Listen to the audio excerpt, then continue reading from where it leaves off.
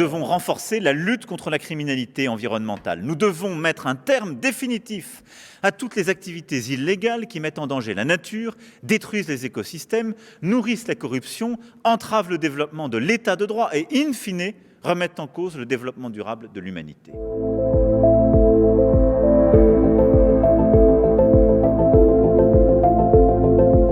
Welcome to this side event. We are in Vienna, with the Vienna International Center in the background, and as we speak, the 10th Conference of Parties to the UN Convention on Transnational Crime is meeting.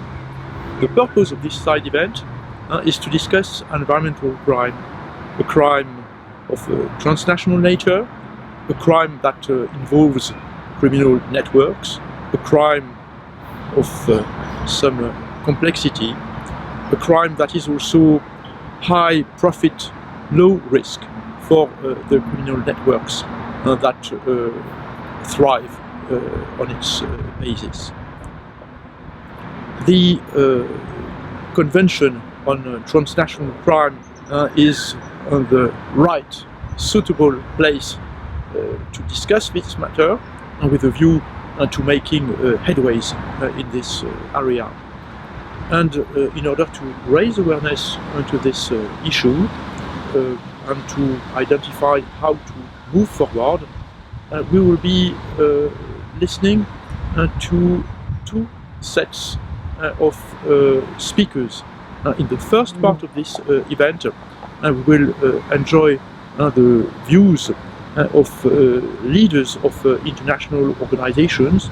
Mrs. Rada Wali, the Executive Director of the UN Office on Drugs and Crime, Mr. Jürgen Stöck, the Secretary General of the Interpol, and last but not least, Mrs. Inger Andersen, the Executive Director of the UN Environment Programme. In the second part of this event, we will benefit of the views and perspective of top-level experts and senior practitioners of criminal justice and crime prevention. And on that basis, I hope that we'll feel more enlightened on this issue of environmental crime and be prepared to take action at the Conference of Parties of the UN Convention on Transnational Crime. Let's listen to those interlocutors who gave us the privilege of their perspective and insight, and stay tuned. Excellencies, ladies and gentlemen, I'm very pleased to address this side event on tackling environmental crime. In the midst of the COVID-19 pandemic, there is every reason to keep the issue of environmental crime high on the international agenda. The illegal exploitation of natural resources contributes to biodiversity loss, impoverishes communities, and threatens human health. The 2020 World Wildlife Crime Report shows that the illicit wildlife trade is a global, lucrative business with no country left untouched. Organized criminal groups are drawing major profits from the poaching, trafficking, and illegal sales of environmental resources. This includes wildlife, but also forest and fisheries crime, waste trafficking, illegal mining, and timber trafficking. By sabotaging our planet, livelihoods, security, and development, environmental crime and other forms of organized crime threaten our chances of a sustainable recovery. Global challenges require global responses. Countries need adequate and consistent legislation which addresses environmental crime under the scope of the UN Convention Against Transnational Organized Crime and its international cooperation framework. Closing gaps in legislation across regions prevents traffickers from simply shifting their activities to countries with weaker protections in place. I would like to express our thanks to France for its support for UNODC's work to combat environmental crime as a form of organized criminal activity, including through the development of a series of legislative guides on these issues. To curb environmental crime and bring perpetrators to justice, a holistic approach across the criminal justice chain is needed, from frontline officers to investigators, prosecutors, and the judiciary. UNODC, as guardian of the Convention, provides technical assistance and capacity building to improve knowledge of environmental crimes and raise awareness of their impact, support information sharing for cross-border investigations, and improve coordination among national, regional, and international stakeholders. Through its global program for combating wildlife and forest crime, UNODC has assisted more than 30 countries in Africa, Asia, and Latin America last year. We have expanded the program to include other environmental crimes such as minerals and waste trafficking in response to increasing technical assistance requests from member states. I would like to thank our donors and partners for supporting this work. Je remercie aussi chaleureusement la France pour l'organisation de l'événement d'aujourd'hui.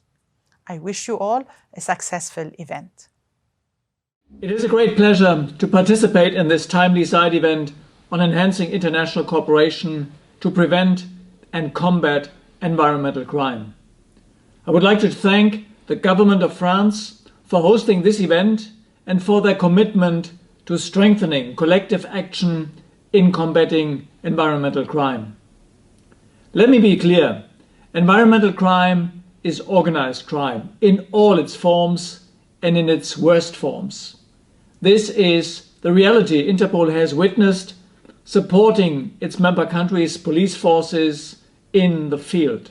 Criminal enterprises prey on the environment as a commodity. Today's profit is the ultimate goal. Tomorrow's generation is merely an afterthought. Demand and supply rule. And that demand and that supply will often reside in different continents, thousands of miles apart, making the trade inherently global, and so the criminal networks feeding it. This explains how environmental crime proceeds have become one of the largest income sources for non-state armed groups and terrorist organizations.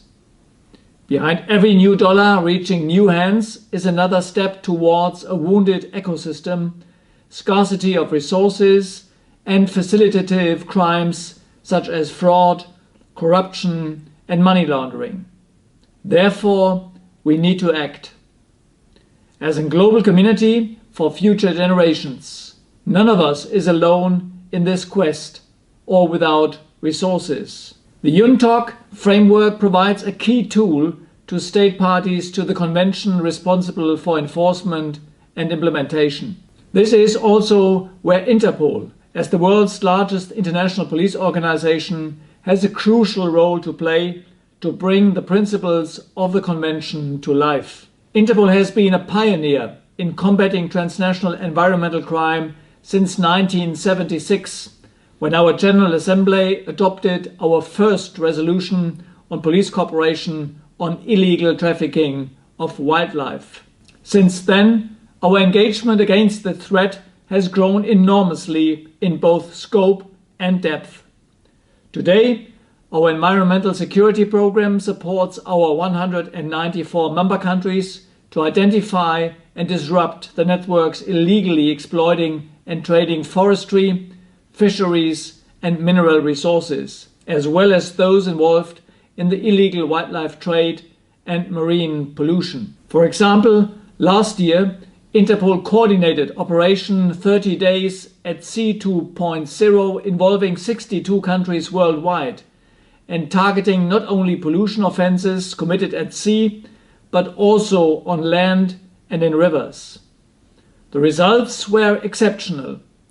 Almost 4,000 marine pollution-related offences exposed, more than 1,300 arrests made, 90 criminal networks disrupted, and more than $500,000 issued in fines. Close to 200 follow-up investigations were launched as a result. This is only one tangible example of how Interpol supports the international community in this fight. Our operational model is straightforward: sharing criminal information on suspects and modus operandi via Interpol's alert system and global databases, connecting the dots and identifying targets in our illicit markets analytical file, and supporting national enforcement action, from multinational operations to technical assistance such as DNA and digital forensics. A common thread of these efforts, of course, is collaboration. Interpol partners with international organizations worldwide, such as UNODC and other key partners within the framework of ICWIC Consortium, a powerful alliance in the fight against wildlife crime. Sustainability of action is also essential and requires constant support by the international community. I would like to thank the United States, Norway, and the European Union for their support to Interpol in enhancing global policing capabilities to combat environmental crimes. Excellencies, ladies and gentlemen, we are in this fight for justice and for our future. Success will start with recognizing the real threat posed by environmental crime, prioritizing national and international action against it, and making full use of powerful tools such as the UN Convention Against Transnational Organized Crime and Interpol's global operational network. Every such new effort is a new stepping stone in our common quest against organized crime and towards a safer world. Thank you.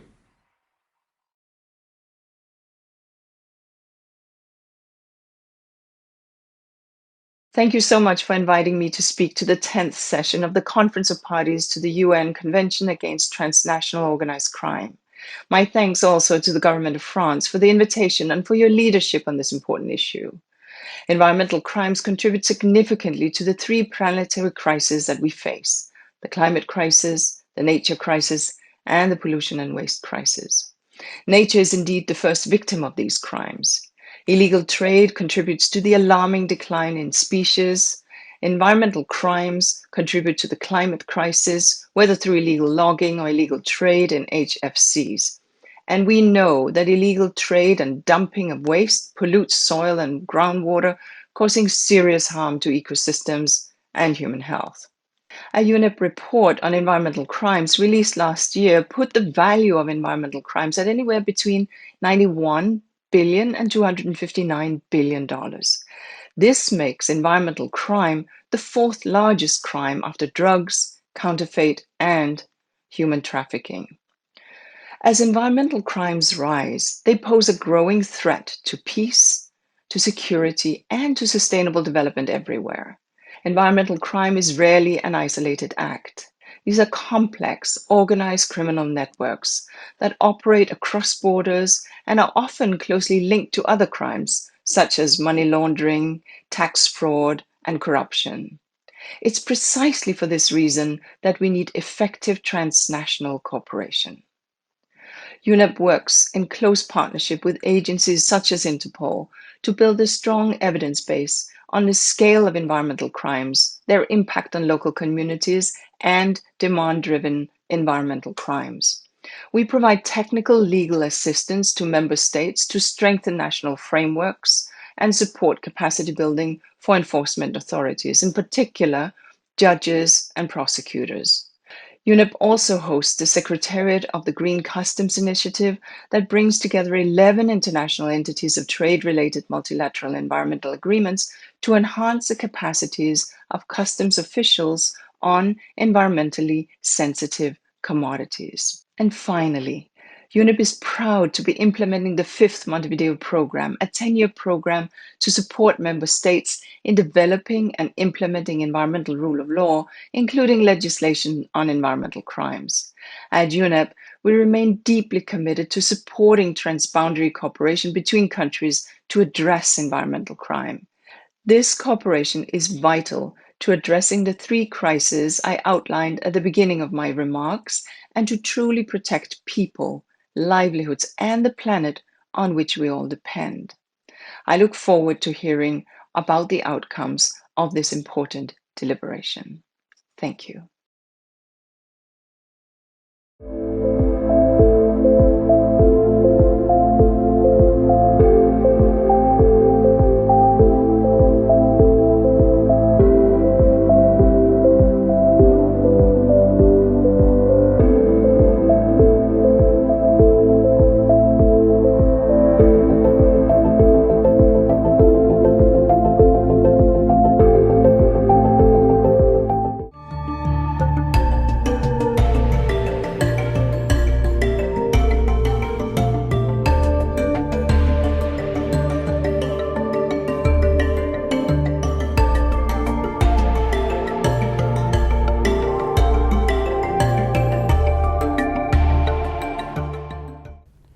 theme of crimes against the environment is a most important one nowadays. When UNICRI in the 90s began working in this area with its global report that I was part of, a member of the legal expert group, there was a lot of discussion about issues that were considered controversial at that time. But nowadays, there is a consensus around some of those difficulties. The first one is about the need of having criminal law in the effort of protecting the environment. There was some debate at that moment, but not anymore. We all agree that criminal law is absolutely crucial in the protection of the environment. That doesn't mean that we don't have difficulties, theoretical and practical, but the consensus is there. The same thing applies, for example, to another area in which there was a huge debate whether criminal law was welcome or worth it or not. And again, in this other area that is directly linked with the protection of the environment, we have a strong consensus around it. And I refer to the fight against corruption. So in those two areas, we now understand that criminal law has a central role to play. That doesn't mean that they are the best means, the best instrument, but we have to conclude that it is relevant and that we have achieved a lot since the 1992 Rio Conference. The second point that I would like to highlight is the importance of judges in this area. As we all know, criminal judges are part of the evolution of civilization since the very first legal texts in Babylon, in the Indus Valley. Criminal judges were already recognized. So it doesn't matter if it's a rich or a poor country. We know that even village in the most remote parts of the territory will have a judge with criminal jurisdiction. So this means that the protection of the environment, especially biodiversity, forests, can count with the already there with the presence of criminal judges. But of course, this doesn't solve all our problems, because those judges depend, first of all, on good legislation. They cannot just invent good rules to protect the forest against deforestation or wildlife trafficking. Those laws are usually passed by Parliament, and often they are passed without the technical expertise that is necessary for making them enforceable. The second requirement is that those judges have the basic knowledge about those laws.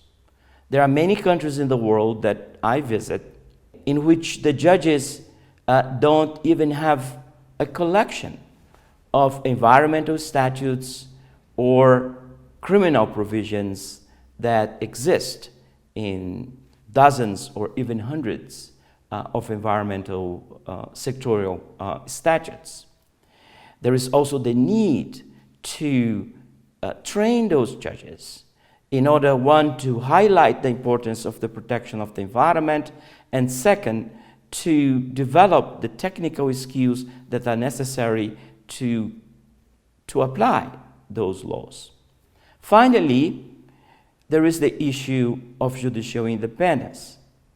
We can have the best laws in the world, in the books, but if we don't have judges that are independent to apply those laws will stay in the books, and the environment and future generations will not benefit at all from their existence. So we begin with the rule of law, a discussion about the centrality or not of criminal law in protecting the environment, and we end with the rule of law, but not a discussion on the role of criminal law, but of independence of judges and integrity of judges. Judges that have good laws, know about the law, are independent, but do not work in an environment of full integrity. Often they are not a solution for environmental crimes. They are themselves a danger to the environment and to future generations. Independence, but independence combined with integrity. Thank you.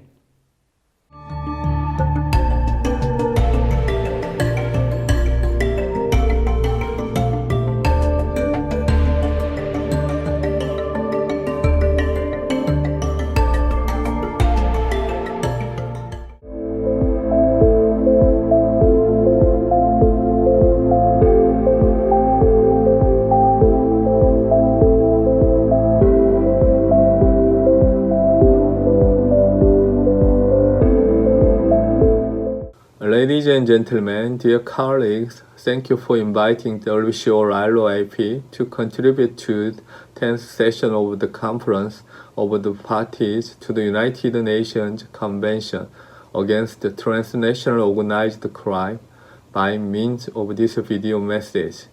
In recent years, environmental crimes have been on the rise, and their forms are indeed diverse.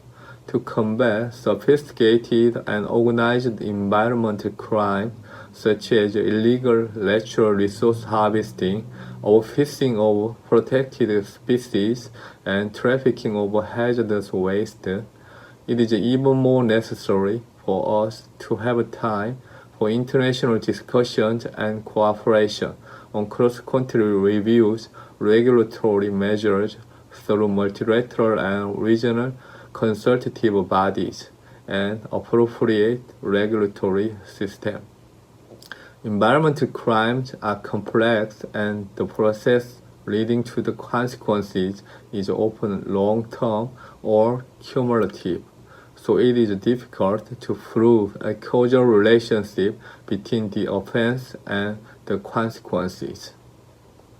Environmental crime is not only a grave crime that violates our right to live on Earth, but also has the characteristics that the damage caused by misbehavior is hard to recover. Since the entire global environmental system is affected by one single misbehavior, and the damage is truly enormous, it is imperative to adopt an integrated and across-the-border approach to protect our global society from environmental crimes and to preemptively respond to environmental crimes. It is common for environmental crime to be committed by transnational organized criminal groups and networks. Particularly in the case of environmental crime, the number of arrests by corporations and organized syndicates is relatively higher than that of other crimes, as the involved criminal groups are organized and phased in their roles and often collaborate with a transnational criminal network to commit crime. Law enforcement agencies in each country also need to further strengthen their crackdown and punishment methods. Environmental crimes are also deeply related to other crimes, such as political corruption, fraud, theft, and murder, as well as being used as money laundering for criminal groups and networks, and are also linked to terrorist groups. International criminal organizations are working in connection with various types of crimes to secure huge funds, which puts a great burden on the environment and threaten to destroy species, so that strong and international legal activities by international community are required to protect the environment and resources. Domestic and foreign interest in our environment is increasing, but illegal trade across the country, such as environmentally destructive substances and endangered species of animals and plants, continues. As environmental crimes are difficult to respond to by fragmentary and local crackdowns, there is a desperate need to reinforce the cooperation system and increase the capacity of each agency. We, WCO-RILO-AP, will also play a pivotal role in the exchange of information on illegal activities, such as smuggling of environmentally hazardous goods and endangered species of animals and plants, strengthening customs enforcement capabilities, and global and regional joint operations among member administrations in the Asia-Pacific region and WCO. Thank you very much.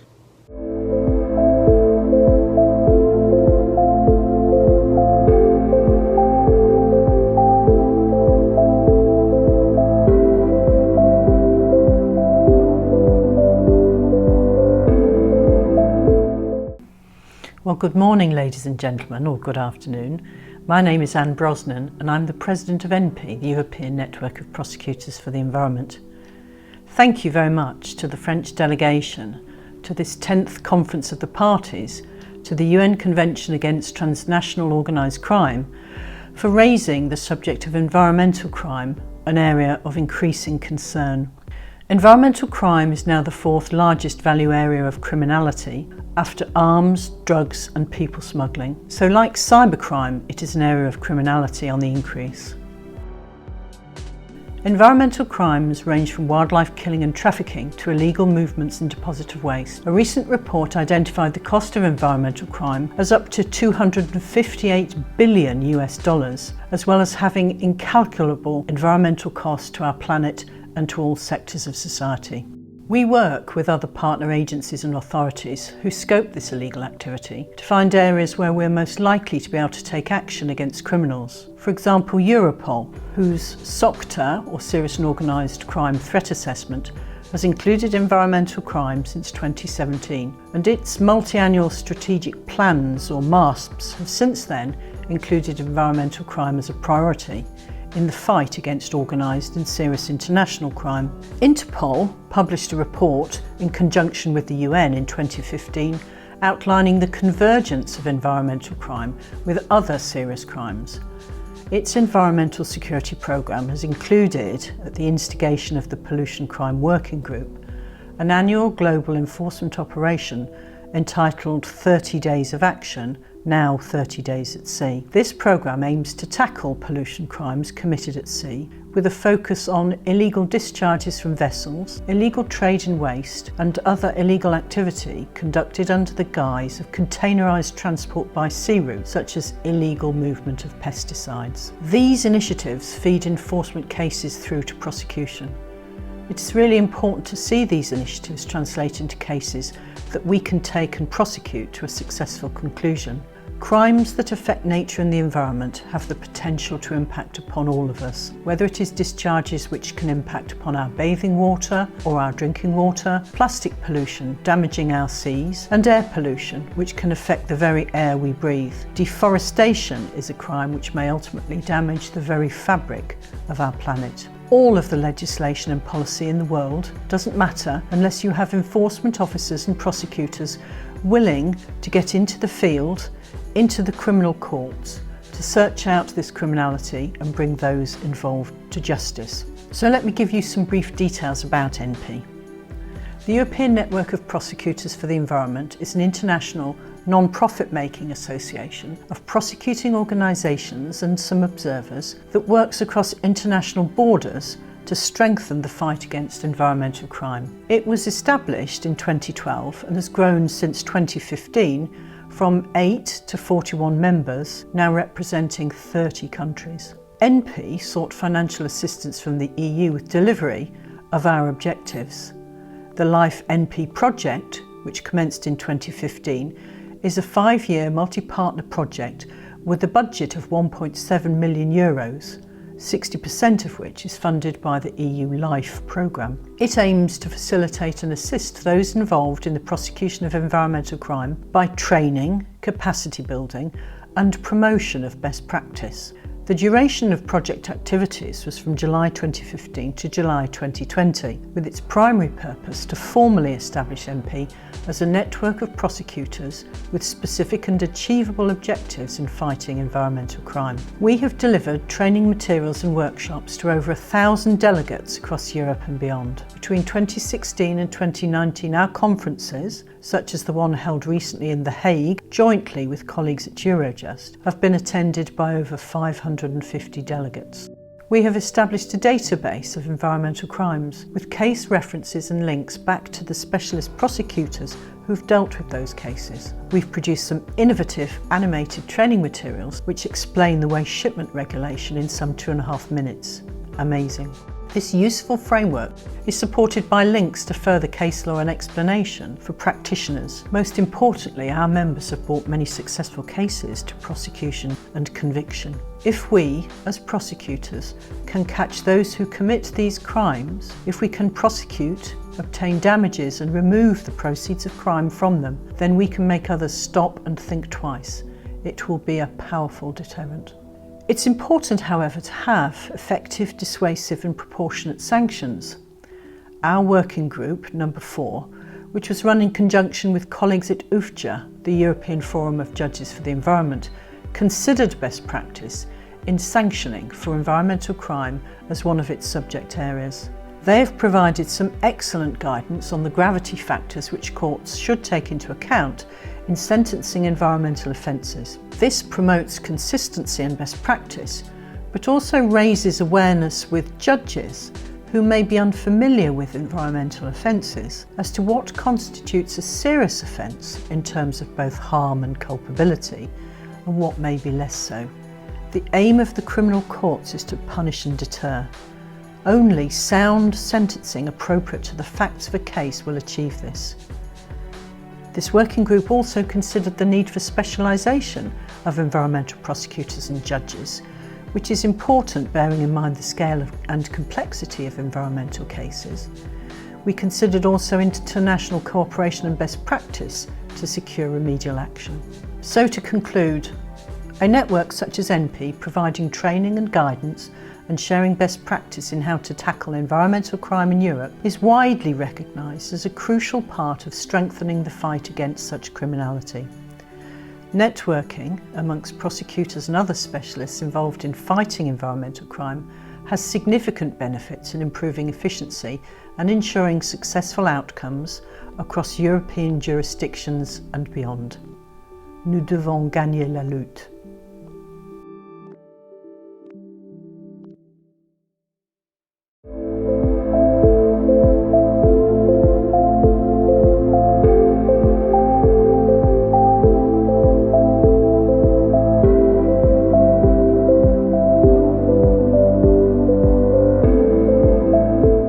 Bonjour, je suis le général de gendarmerie Jacques Diaconno, le chef de l'Office central de lutte contre les atteintes à l'environnement et à la santé publique. Je remercie les organisateurs de ce side event de me donner l'opportunité de témoigner des enseignements qui peuvent être tirés de la lutte contre la criminalité environnementale. Il s'agit là de s'attaquer à l'un des nouveaux Eldorado du crime, sans frontières, et où ne sévissent plus seulement des individus isolés, mais bien des groupes criminels qui s'enrichissent et n'hésitent pas à corrompre.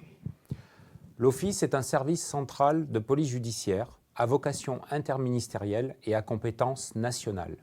Créé dès 2004, il est chargé des enquêtes les plus importantes et les plus sensibles dans ses domaines de compétences. Il est le point de contact national d'Europol et d'Interpol et contribue également, par son action déterminée à l'international, à l'évolution des normes de droit et à la mise en œuvre de stratégies opérationnelles, particulièrement au niveau de l'Union européenne, où il est clairement identifié au sein des forces de sécurité comme l'un des moteurs. Avec mes équipes, nous percevons à quel point il y a encore une méconnaissance de l'impact désastreux sur le long terme de ces crimes et de leur lien avec d'autres formes de criminalité.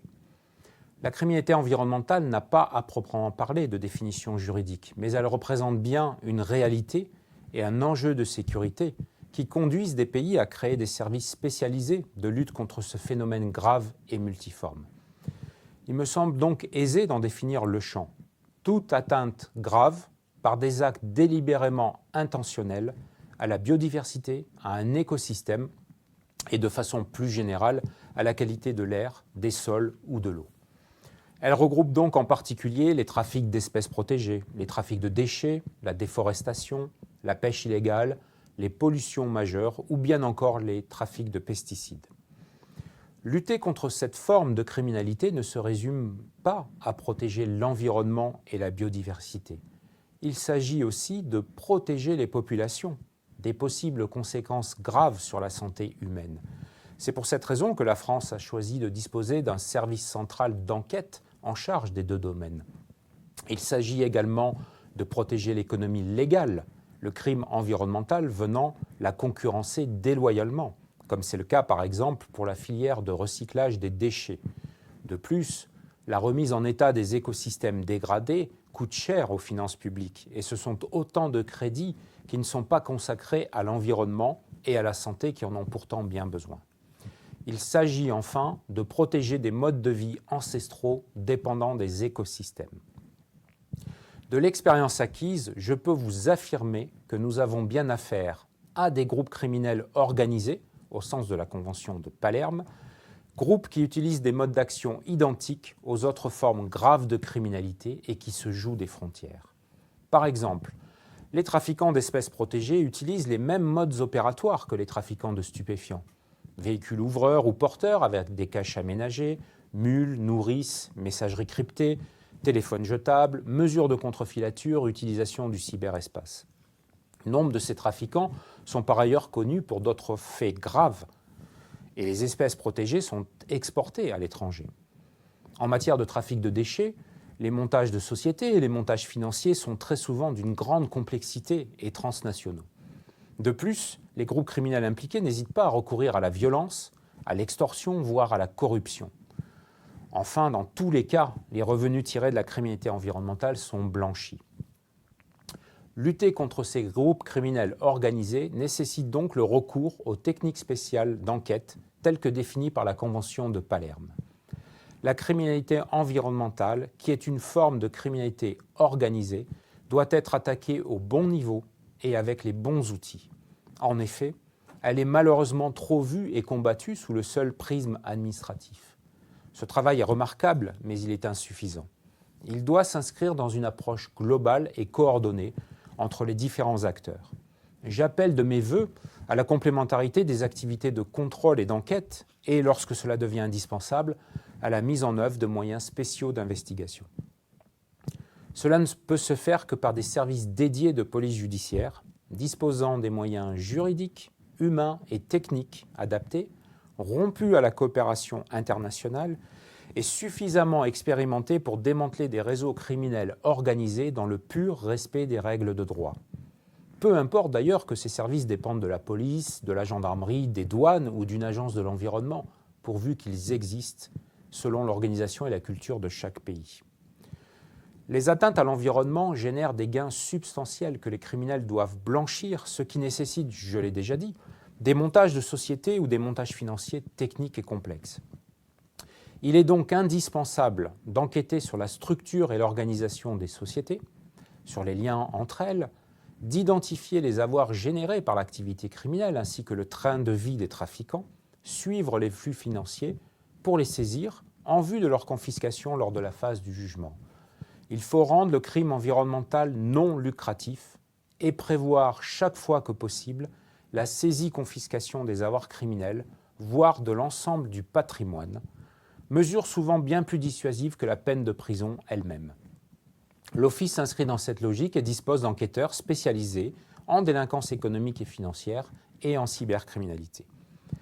Comme praticien, je vois bien à quel point il y a un véritable besoin de renforcer nos capacités en recourant aux instruments internationaux existants.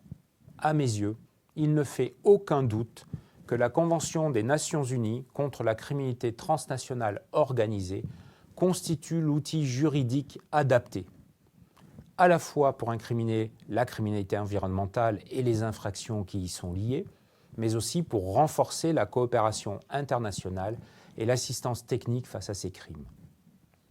La prise en compte explicite de la criminalité environnementale dans la Convention de Palerme, outre le caractère dissuasif marquant le haut niveau de réprobation de ce crime contre la nature et contre l'homme lui-même, constituerait la meilleure garantie que ce phénomène soit géré à la hauteur des enjeux qu'il représente pour notre planète et nos sociétés. Je vous remercie. I would like to thank our distinguished speakers and panelists for having shared their views and perspective on environmental crime. We feel more enlightened, more informed on the matter and on how to address it.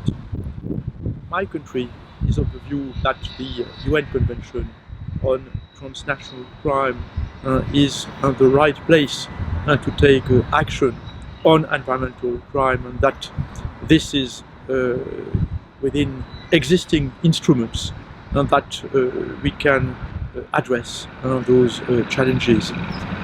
This is why France is tabling a draft resolution on the environmental crime, on how to prevent it, how to combat it, and that will be one of the resolutions for the consideration of this conference of parties.